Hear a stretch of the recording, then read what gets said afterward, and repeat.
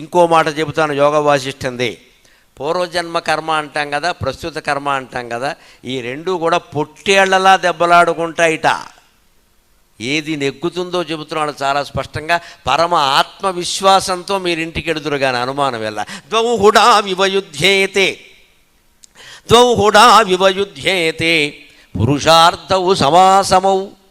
ద్వౌహుడా వివయుధ్యేతే పురుషార్థౌ సమాసమౌ.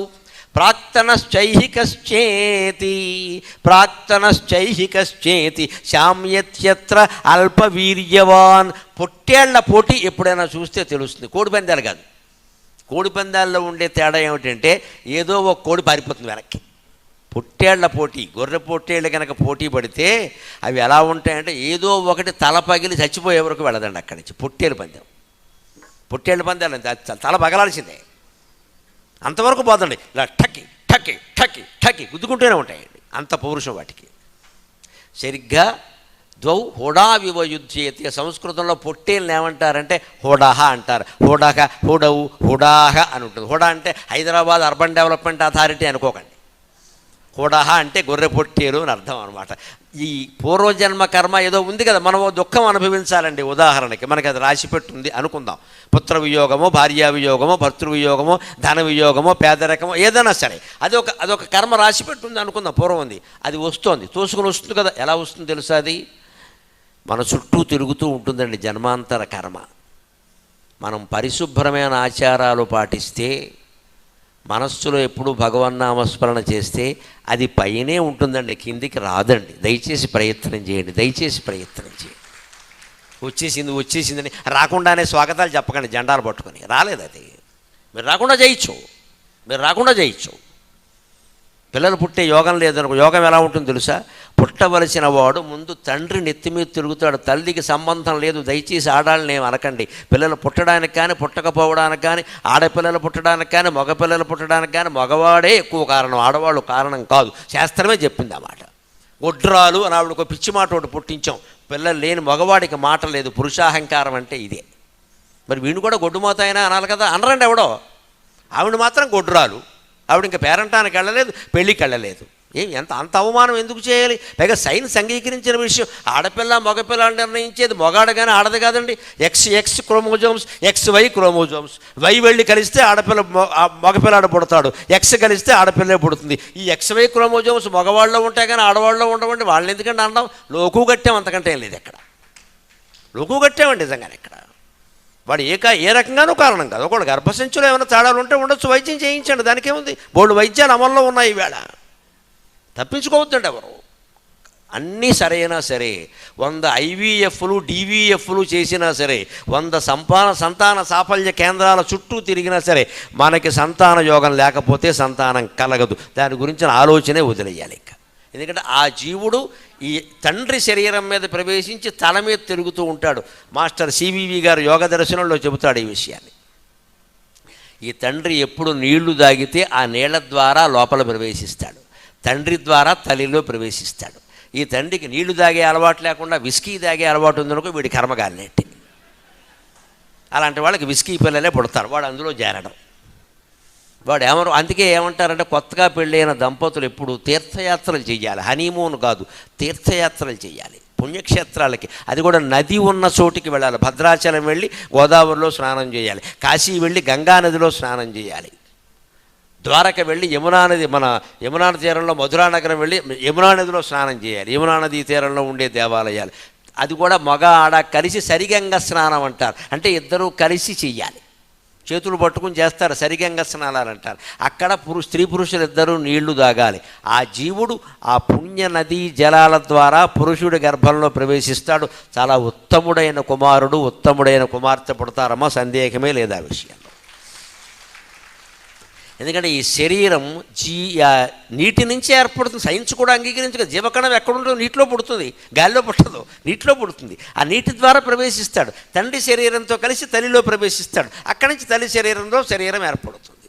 అదే గంగానది నీళ్లతో, యమునా నది నీళ్లతో, కృష్ణానది నీళ్లతో, గోదావరి నది నీళ్లతో ఆ జీవుడు కలిసి తండ్రి గర్భంలో ప్రవేశించి తద్వారా తల్లి గర్భంలో ప్రవేశిస్తే జన్మ జన్మలకి వంశాన్ని నిలబెట్టి కీర్తివంతం చేసేటువంటి మహాకుమారుడు మహాకుమార్తెలు కలుగుతారు, సందేహమే లేదు. అందుకే కొత్త దంపతులు ఎప్పుడూ వెంటనే తీర్థయాత్రలు చేయాలి. 60 ఏళ్ళు 70 ఏళ్ళు దాటాక చేయడం కాదు, వీల్ చైర్ వేసుకుని వెళ్ళడం కాదు. వీల్ చైర్ ఉంటే వీలైన చైర్లో ఇంట్లో కూర్చో, ఎందుకు నీకు యాత్ర పని లేక వెళ్ళే వాళ్ళని బాధ పెట్టడం. ఇక్కడ యాత్రలు చేయాల్సింది కొత్త వాళ్ళు, యువ దంపతులు. 60 ఏళ్లలోగా యాత్రలు అయిపోవాలి. 60 ఏళ్ళు దాటాక యాత్ర వద్దు, మాత్ర వేసుకుని ఇంట్లో కూర్చో, గొడవలేదు.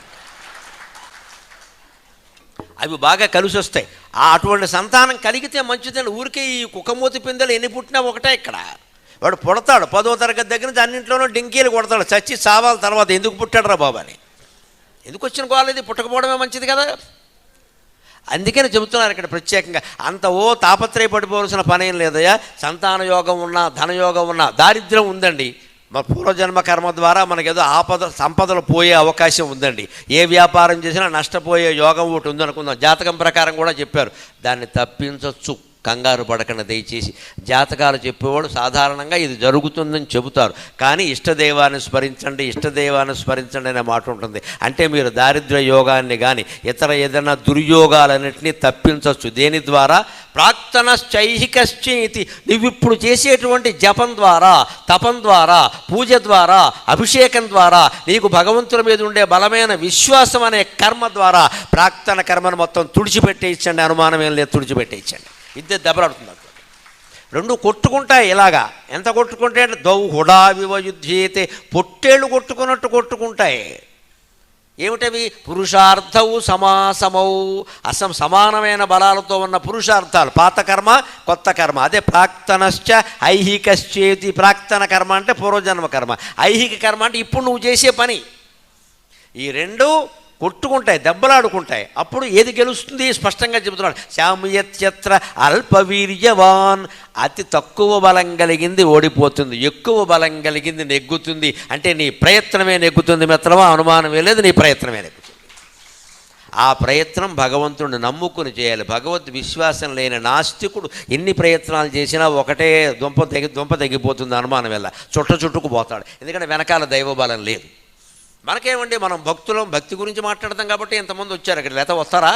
మీకు అందరికీ విశ్వాసం ఉంది కదా, చేయండి. తపస్సు కూడా ప్రయత్నమే, జపం కూడా ప్రయత్నమే, పూజ కూడా ప్రయత్నమే, అభిషేకం కూడా ప్రయత్నమే, ప్రదక్షిణం కూడా ప్రయత్నమే. అవన్నీ భక్తిపూర్వకంగా చేస్తే మన ప్రయత్నం చాలా బలీయంగా ఉంటుంది. ఎంత పాపకర్మనైనా తోసేస్తుంది. దాని కనకధారాస్తవం ఉదాహరణ. దద్యాదయా అనుపవనో ద్రవిణంబుధారాం అస్మిన్ నకించన వికంగ శిశౌ విషణ్ణే దుష్కర్మ ఘర్మమపనీయ చిరాయ దూరం, దుష్కర్మ ఘర్మమపనీయ చిరాయ దూరం నారాయణ ప్రణయిని నయనాంబువాక. కనకధారాస్తవంలో 8వ శ్లోకం ఇది. ఆయన కనకవర్షం కురిపించవమ్మా అని పేద వృద్ధురాలైన స్త్రీ కోసం లక్ష్మీదేవిని ప్రార్థిస్తూ ఏమంటున్నారంటే, అమ్మా నాకు ఇన్ని ఉసిరికాయలు ఇచ్చింది ఈవిడ, పేదరాలు, కట్టుకుందుకు చీర కూడా లేదు, ఆ చీరకి చినుగులు ఉన్నాయి, ఆ చినుగులు కనపడతాయేమో అని తలుపు చాటు నుంచి బయటికి రావడానికి సిగ్గుపడుతోందమ్మా ఆవిడకి ఇవ్వకపోతే ఎవరికిస్తావు సంపదలు? భర్త కూడా బీదవాడు, ఆయన భిక్షాటన కోసం వెళ్ళాడు. ఇంతకంటే పేద సంసారం ఎక్కడైనా ఉంటుందా? లక్ష్మీదేవి నన్ను అనుగ్రహించదలుచుకుంటే ఈ పేద కుటుంబానికి డబ్బిమ్మని శంకరాచార్య అడిగాడమ్మా. ఆయన కోసం ఆయన అడగలేదండి కనకధారాస్తవం. పేద కుటుంబాన్ని కాపాడమన్నాడు. అది కూడా అప్పుడు వెంటనే లక్ష్మీదేవి ఏమందంటే, వాళ్ళు పూర్వజన్మలో ఎవరికీ పెట్టలేదయ్యా, పరమ పిసినుగొట్టుల్లా బతికారు, అందుకే ఈ జన్మలో దరిద్రం వచ్చింది, ఎలా ఇవ్వమంటావు? కర్మను నేను మార్చగలనా అంటే ఆయన ఏమన్నా అంటే, దుష్కర్మ ఘర్మమపనీయ చిరాయ దూరం నారాయణ ప్రణయిని నయనాంబువాకగా. ఆవిడలో ఉండే ఈగోని రెచ్చగొట్టేశాడు ఆయన. నువ్వు విష్ణుమూర్తికి భార్యవా, సముద్రానికి కుమార్తెవా, నువ్వు కూడా మా కర్మను మార్చలేకపోతే ఎవరు మారుస్తారు? నువ్వు మార్చి తీరాల్సిందే అన్నాడు. ఖచ్చితంగా దేవతలు మారుస్తారు, మన ప్రార్థన మారుస్తుంది. లేదా ముక్కోటి దేవతలు దేనికంటే ఇక్కడ పని లేక. పైగా మనకి హిందూ మతంలో ఉండే గొప్ప సౌకర్యం ఏంటంటే, ఒకళ్ళు మార్చకపోతే ఇంకోళ్ళు మారుతారు. 25 మంది ఉన్నారు, మనకి గొడవలేదు ఇక్కడ. అది మన గొప్ప సౌకర్యం. వీళ్ళు కాకపోతే వాళ్ళు కాకపోతే వీళ్ళు, ఎవడు కాకపోతే జై వీర హనుమాన్ ఆయన మార్చేస్తాడు, మొత్తం తోకెట్టి కొడతాడు అంతే. దేవతలు అందరినీ తిరుగులేదు ఇంకా. జై బజరంగ బలి అంతే. అంత శక్తిమంతులైన దేవతలు మనకుంటే మతం మార్చే కర్మ మనకేమిటండి ఇక్కడ పని లేక. ఒకవేళ నిజమే ఈయన మీద విశ్వాసం లేదు, ఇంకో దేవుణ్ణి పట్టుకో, ఆయన మన దగ్గరే ఉన్నాడుగా, సోమవారం కాకపోతే శనివారం పట్టుకో, ఇంకో మతం మారాల్సిన కర్మ మనకేమిటండి. అంత ధైర్యాన్ని ఇచ్చేటువంటి ఏకైక మతం హిందూ మతం, ఏకైక ధర్మం హిందూ ధర్మం. ఒక్క మాట మనకి బాగా ఉపయోగపడే శ్లోకం చెప్పుకొని మనం సెలవు తీసుకుందాం. కర్మ సిద్ధాంతంలో పురుష ప్రయత్నం యొక్క ప్రాధాన్యం ఏమిటో తెలియజేసేది. సంజయుడు యుద్ధఘట్టాలన్నీ వినిపిస్తాడు ధృతరాష్ట్రుడికి. మరి ఆయనకి నాకు అన్నీ చూడాలనుందని కళ్ళు లేవు కదా, అందుకని వ్యాసుడు సంజయుడికి వరం ఇచ్చాడు, దివ్య దృష్టి ఇచ్చాడు. పైగా ఇంకో రహస్యం, సంజయుడు యుద్ధం కూడా చేశాడు, కేవలం ఖాళీగా కూర్చోలేదు, యుద్ధం చేశాడు. కౌరవుల తరఫున యుద్ధం చేశాడు, ఆయన ధర్మం ఆయన చేశాడు. యుద్ధం చేస్తూ తిరుగుతూ ఆయనకి ఇచ్చిన వరం ఏమిటంటే, వ్యాసుడు నీకు అందరి ప్రవృత్తులు తెలుస్తాయి, బయటికి కనిపించే విషయాలు కాదు, లోపల లోపల వాళ్ళ ఆలోచనలు కూడా తెలుస్తాయి, అవి అవసరాన్ని బట్టి ధృతరాష్ట్రుడికి చెప్పు అన్నాడు. ఈ చెప్పేటప్పుడు సంజయుడు పాటించిన గొప్ప నీతి ఏమిటో తెలిసి ఇవాళ ఐఏఎస్ ఐపీఎస్ అధికారులు నేర్చుకోవాలండి.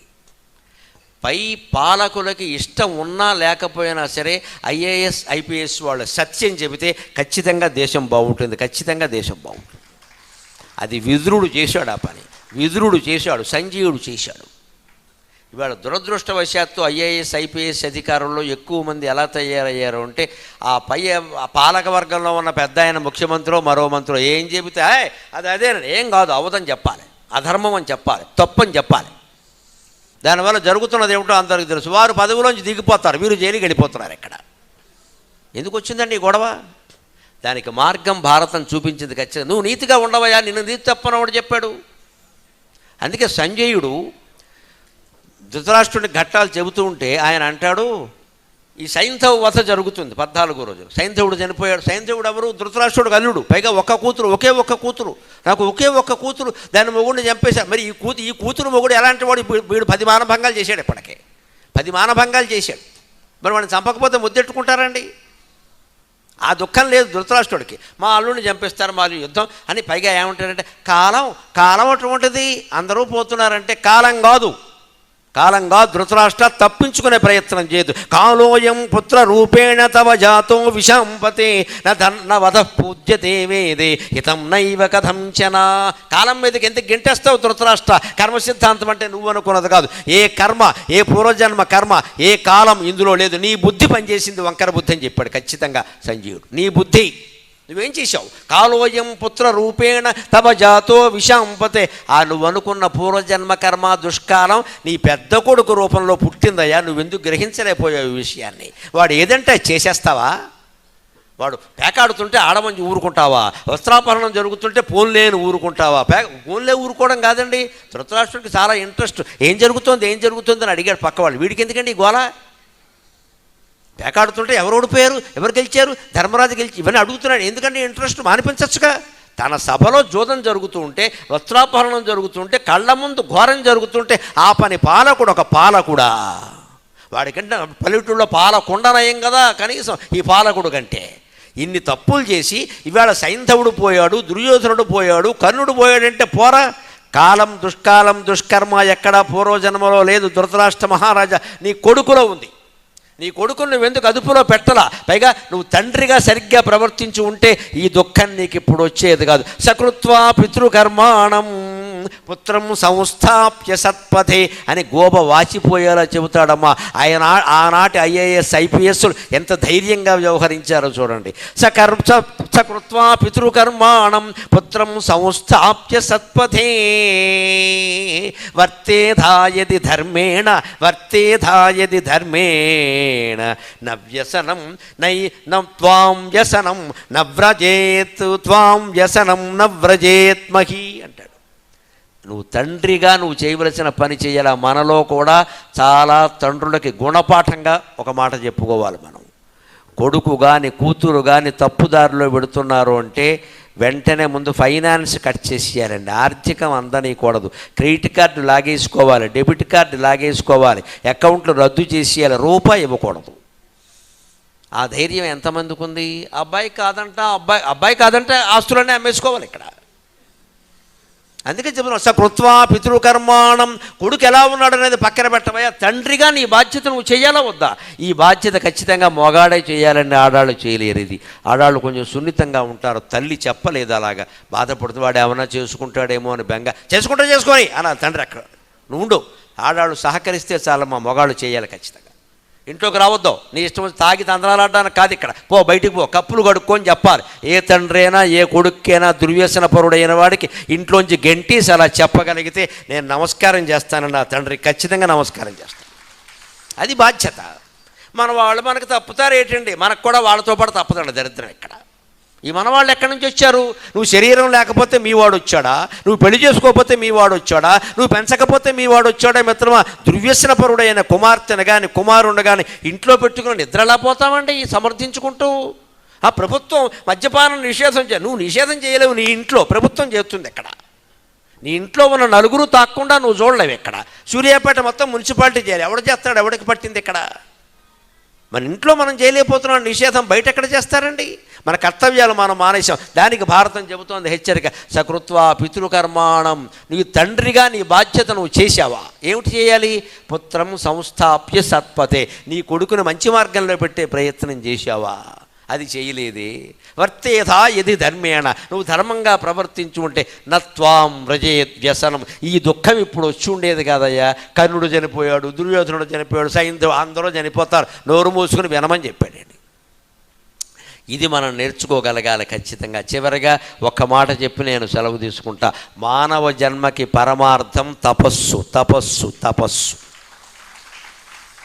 ఇంత జన్మ ఎత్తి కూడా మనం జపం చేయడం లేదు, తపం చేయడం లేదు, భగవంతుడిని స్మరించడం లేదు అంటే అది వృధా అయిపోయినట్టే లెక్క. అందుకని వెంటనే ప్రయత్నం మొదలుపెట్టండి. చెలువో జన్మ ఎత్తి కూడా తపస్సు చేయకుండా వృధా చేస్తే అది ఎటువంటిదో చెబుతున్నాడు భర్తృగారి సుభాషితాల్లో. ఆ శ్లోకం చెప్పుకుని మనం సెలవు తీసుకుందాం. చెలువౌ రత్నఘటంబునందతడు సుశ్రీఖండ ఖండంబులన్ తెలపింజాకము వండును ఆరుగల గర్ధిన్ సప్తపర్ణావృతుల్ నిలిపెన్. ఆరుగల గర్ధిన్ సప్తపర్ణావృతుల్ నిలిపెన్. జిల్లెడు దూదికై పుడమి దున్నెన్, జిల్లెడు దూదికై పుడమి దున్నెన్. ఇమ్ముల కర్మక్షితి పుట్టి ఎవ్వడు తపంబుంజేయడు అప్రాజ్ఞుడై.